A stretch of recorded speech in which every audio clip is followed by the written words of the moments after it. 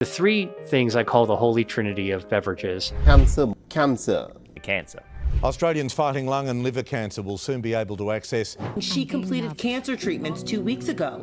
Cancer thrives in an acid environment. Did you know that your everyday drinks could be the secret to beating disease and even fighting cancer?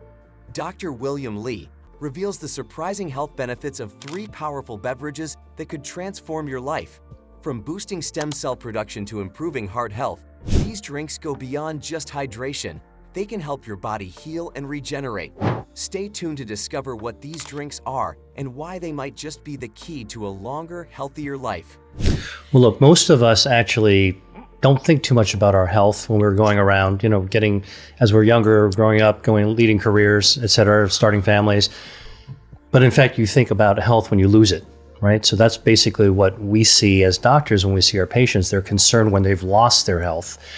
And it seems to me that if we can help more people stay healthy, but really use science, not guesswork, not conjecture, not soapboxing. And I think this is where science comes in. You and I have talked about this before. There is good, hard science that can help us understand the body. And yes, we were not taught this in medical school, but we should be, because the science of health is really the future of medicine.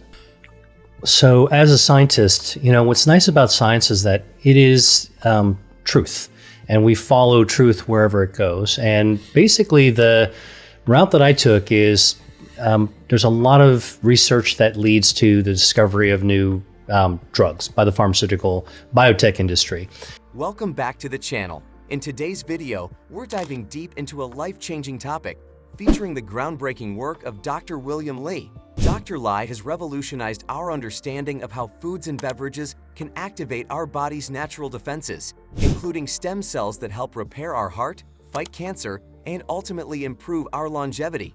His research has led to over 40 FDA-approved treatments for various diseases, including cancer and cardiovascular conditions.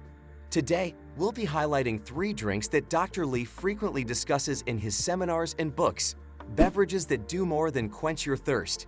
They activate your body's natural healing mechanisms, boost your stem cell count, and promote longevity. We'll also look at what drinks to avoid if you want to live a longer, healthier life. So make sure you stick around for that valuable insight. The beverage section of the grocery store is a pretty confusing section because it's in the middle aisles and there are endless sea of juices and sodas and bottled waters that are there. And so I try to bring a little bit of clarity to, what are the 3 beverages that are unquestionably healthy for you. There's no real controversy of them, all right? Because other drinks like juices and sodas, lots of controversy, lots of data. But the 3 things I call the holy trinity of beverages are water, okay? Water actually is critical for hydration, critical to maintain our health defenses, critical for our metabolism. You need water in the system, okay? And drinking water is something that is very natural and important to us. And when you drink cool water, you activate these temperature gauges in our stomach. Hydration is key. Before we talk about these top drinks, let's get one thing straight. Hydration is the foundation of health. As Dr. Li emphasizes, dehydration makes your body work harder, and when your body is overworked, it can't function at its peak. Staying hydrated ensures that all the metabolic processes, including digestion and immune defense, work seamlessly. Water is, of course, essential, but today, we're exploring alternatives that have even more potent effects. The water in our stomach so we don't cool our core body temperature. So there's even metabolic benefits to drinking water. Water is also satiating. So when you actually drink water with a meal, you're naturally stretching out your stomach a little bit.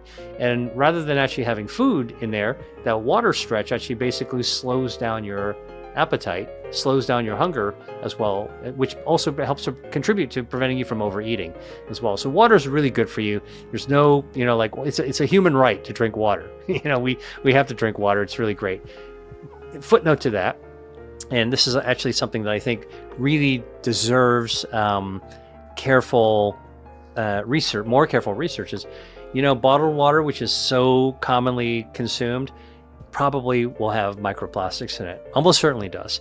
And even though the research hasn't clearly nailed what the harm of microplastics are, I would say it's probably not so good for you. We can find it like attached to a red blood cell circulating in our blood. That freaks me out actually to think about that. So if you can drink water, if you can drink water from a source other than bottled water, it's probably preferable. Plant-based diet. Dr. Lai also emphasizes the importance of a mostly plant-based diet. Eating plant-based foods contributes to the overall health of the body, and some plant-based drinks can take this a step further by stimulating the production of stem cells, fighting inflammation, and even helping to combat cancer. Number 1. Green tea, the cancer fighter. Green tea has polyphenols called catechins. They help to fire up our brown fat to burn down harmful white fat, so they consume fuel. When fat goes down, your metabolism will actually naturally rise at any age, even middle-aged people. And by the way, you're also burning away harmful body fat packed inside the tube of your body, and eventually it will also start to affect the fat that you can see in the mirror. I do recommend about 3 cups of green tea a day. That's where the good stuff starts to happen in your body. Tea leaves or tea bags can actually be used over and over and over again. We don't actually have to throw it out and get a whole new pot. Just put some loose leaf tea, hot water, and you can sip that all day long, and you'll probably have more than 3 cups. Green tea especially has a natural polyphenol that's called catechins, EGCG, epigallocatechin gallate, EGCG. And the catechin is actually just part of the natural substance in the tea leaf. So whether you're brewing tea with a bag, or whether it's loose leaf tea, or whether it's matcha, which is just powdered tea leaves, the fact of the matter is that into the brew, into the liquid, hot liquid, comes all these phytochemicals, including these catechins. So when you sip straight tea, the catechins go right in. They're easily absorbed by your body. And so, our blood levels of catechins go way up. So many things that catechins can do. One of the things that's important is actually it's a relaxant. It actually helps lower your stress. It lowers the catecholamines. And so other things, it helps your lipids. It actually also helps fight cancer. It's anti-inflammatory. A substance that has so many beneficial things that, at least when I drink tea, I want to get as much as I can out of my food. Our first drink is green tea, which is packed with a powerhouse compound known as catechins, specifically EGCG, epigallocatechin gallate. Dr. Lee frequently highlights the anti-inflammatory and anti-cancer properties of green tea, stating that it's one of the most effective drinks for boosting stem cell counts and improving heart health. Catechins, the polyphenols found in green tea, help reduce stress by lowering catecholamines, the body's fight or flight hormones. Lowering these stress hormones has cascading benefits for overall health, particularly in reducing inflammation and promoting heart health. Green tea has also been shown to help lower cholesterol, regulate blood sugar, and prevent fat accumulation. But what makes it truly remarkable is its anti-cancer potential. Studies have shown that the catechins in green tea can block the growth of cancer cells by cutting off their blood supply, a process called anti-angiogenesis. So how should you consume green tea? Whether it's matcha, loose leaf, or even a tea bag, the key is to drink it without milk. Why? Because cow's milk contains fat molecules called micelles, which trap the beneficial catechins and prevent them from being absorbed into your body. Nut milks like almond or soy are fine, but if you're a fan of traditional milk, you're missing out on the powerful benefits of green tea. And here's an interesting twist from Dr. Lee's research. Tea blends may be even more potent than consuming a single type of tea.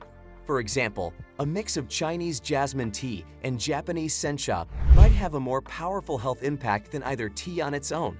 So don't be afraid to experiment. Number 2. Coffee, the metabolic booster. Which I always drink, and you asked me what did I want if I was coming in to do this podcast with you, and I requested a cup of coffee. Coffee has chlorogenic acid and many other polyphenols, but the chlorogenic acid not only boosts your health defenses, but it also triggers your metabolism and it stimulates your metabolism from going as well. A little bit of the caffeine, which I'm able to tolerate. Not everybody can tolerate caffeine, but I'm able to tolerate the caffeine. Caffeine also stimulates not only your your brain, but also stimulates your metabolism as well. And I'm not encouraging people to go after caffeine. I'm just saying that coffee is one of the third of the Holy Trinity: coffee, tea, and water. That actually is really, really helpful. And I'm having breakfast, and I thought I would actually share with you what I'm having. Here's some coffee. Coffee's got chlorogenic acid, which is actually good for your metabolism. It also activates your health defenses, anti-androgenic, anti-inflammatory. I love coffee. A study was published in the journal Annals of Internal Medicine of 171,000 people in their 50s living in the United Kingdom, and it showed that those who drank 2 to 3.5 cups of coffee per day had a 30% lower risk of all-cause mortality. That means death from any cause. The people came from a database called the UK Biobank that has 500,000 people participating, and the study took place over 9 years. So what's in coffee that is so beneficial for health? Coffee has a natural chemical called chlorogenic acid that does a lot of things. It improves your blood flow, stimulates your own stem cells to help your organs regenerate. It improves the gut microbiome, which lowers inflammation and improves metabolism. It's an antioxidant, and chlorogenic acid also improves your immune system. The second drink is something many of us can't start the day without: coffee. Dr. Lai calls coffee a metabolic booster because of its high content of chlorogenic acid. This compound stimulates your stem cells to help regenerate damaged organs, improves blood flow, and boosts metabolism. It's no wonder coffee is frequently associated with longer lifespans.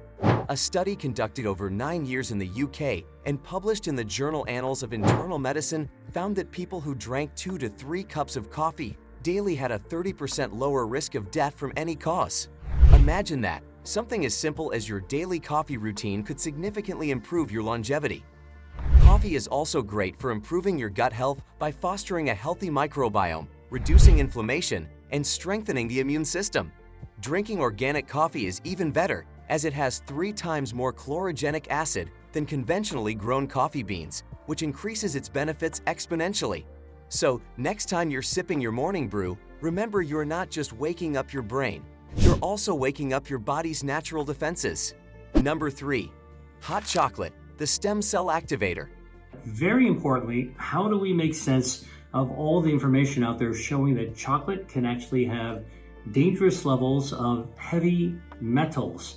All right, chocolate is good for you, chocolate is bad for you. Which one is it, and how do we actually address this issue? I'm going to lay it on the table because I'm a chocolate lover and tell you how I go about thinking about a solution. All right, first of all, you got to know chocolate is a confection. It's candy.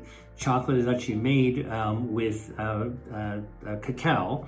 Cacao is a plant-based food which contains polyphenols. The more cacao you have in the chocolate, the darker the chocolate, right? It's 70% cacao, 80% cacao, even 100% cacao. That's when you actually have a lot of the polyphenols from the cacao plant-based. One of the things that we look for for healthy chocolate is the percent higher levels of cacao. The more, the better. I always say 80% or higher is exactly what you want. Okay, now, what does dark chocolate do for you? It does a lot of things. One of the most important things the polyphenols do is it recruits your stem cells. All right, that's right. We all have stem cells in our body.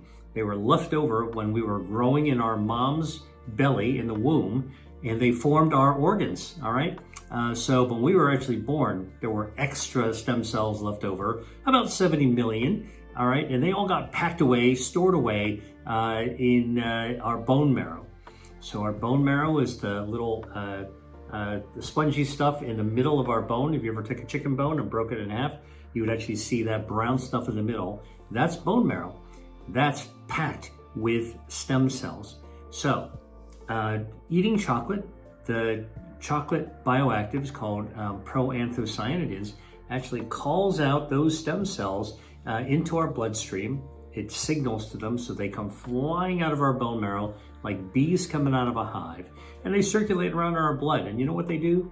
They look for areas that need to be fixed, like potholes in the road. They're looking for where they need to patch. And not just in your blood vessels, although that's a very important place for dark chocolate to have its activity, the proanthocyanidins. Chocolate is a confection. Like if you get a Milky Way bar or Three Musketeers, I mean, you know, like Halloween candy, all right, that's a confection. It's got all kinds of stuff and actually not that much real cacao. But get a bar, which you can find in almost any grocery store now, that's 80% or higher chocolate, cacao. Now you're talking about essentially something that's mostly plant-based, because that's what cacao is. It gives you dietary fiber. It gives you polyphenols from the chocolate. And we've done some research that was presented at the American Society of Nutrition's annual meeting that showed that the stuff in dark chocolate can cut off the blood supply feeding cancers. It's an anti-inflammatory. And we actually tested with leukemia cells, for example, and it directly is toxic to leukemia cells. It kills leukemia cells. And now for the final surprise on our list, hot chocolate. You heard that right. Specifically, hot chocolate made with high flavanol cacao is not only delicious, but it's also a powerful stem cell booster. In one clinical study, patients with cardiovascular disease who drank 2 cups of high flavanol hot chocolate every day for 30 days were able to double their stem cell count. Dark chocolate, specifically 73% cacao or higher, is loaded with flavanols that improve blood flow and enhance heart health. A larger study involving 20,000 people in Germany found that consuming just 7.5 grams of dark chocolate daily, which is about 3 chocolate chips, reduced the risk of heart attack or stroke by 39%. But here's the key: not all chocolate is created equal. Commercial chocolate bars like Milky Way or Three Musketeers are loaded with sugar and contain very little actual cacao. What you want is dark chocolate, the kind that's at least 80% cacao. You can find this in most grocery stores, and it can easily be made into a hot chocolate that's delicious and beneficial for your health. Dr. Lee's research also indicates that the way you consume chocolate matters. Drinking it in the form of a hot beverage allows your body to absorb the flavanols more efficiently, giving you the best chance to boost your stem cells and improve your cardiovascular health. And there you have it, the top 3 drinks that Dr. William Li swears by for boosting your health, stimulating your stem cells, and possibly even fighting cancer. To recap, 1 green tea is packed with catechins that lower stress and fight inflammation. 2 coffee improves metabolism, boosts stem cells, and can significantly reduce your risk of early death. 3 hot chocolate made with high flavanol cacao enhances heart health and increases stem cell production. These drinks aren't just refreshing, they're essential to living a longer, healthier life. I have something to say about alcohol, because I get asked this all the time. Dr. Lee, red wine's good for you, right? Well, now I just read that all wine's bad for you. And what I basically say when it comes to alcohol, because it's a triggering and somewhat controversial point. It is true that many epidemiological studies have shown that, drinking a glass or 2, very moderate, red wine is associated with some beneficial health outcomes, lower risk of some diseases. But I will tell you that in no study, no research is alcohol, ethanol, okay, the stuff that's underlying, your whiskey, your beer, your wine. It's the alcohol is not actually good for you. Alcohol is a toxin, actually. And so a little bit though, as you say, if you're mostly healthy and your health defenses and your metabolism is very resilient, human body's amazing. There's no such thing as a superfood. It's a super body. And even if we slug down a glass of wine or sip a glass of wine or have a drink or 2, our body will bounce back. It's only, again, continuous abuse of that system that lets you break down our engine. But alcohol is something very specific, and here's how I explain it. As long as humans have been growing grain, they've been fermenting it and creating alcohol. Alcohol is part of human tradition. We celebrate main events of our life with it, births, deaths, holidays. Alcohol is part of human society. I don't think we should demonize alcohol. I think that we should just recognize it's part of the traditions of human tradition. But we should know that in no case is the ethanol actually good for you. It's just something that we do. All right, but that and that's why we should actually think about it as a tradition rather than as a health food.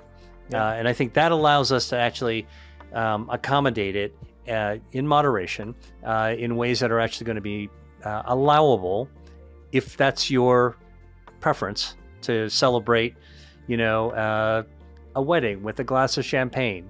Like, there's no shame to it. That's a human tradition. We're all human. Embrace that part of who we are. And that's, I think, the thing that I try to, that's my contribution in the health and wellness community. I try to use science, but I also try to be reasonable, and I try to recognize who we are as humans. Well, in my book, in the part about food, I take my reader on a tour through the grocery store, including to the beverage section.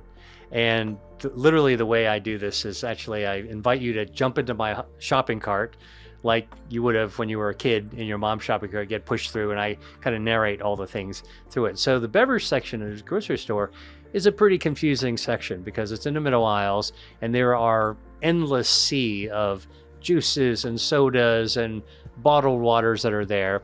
And so I try to bring a little bit of clarity to, what are the 3 beverages that are unquestionably healthy for you.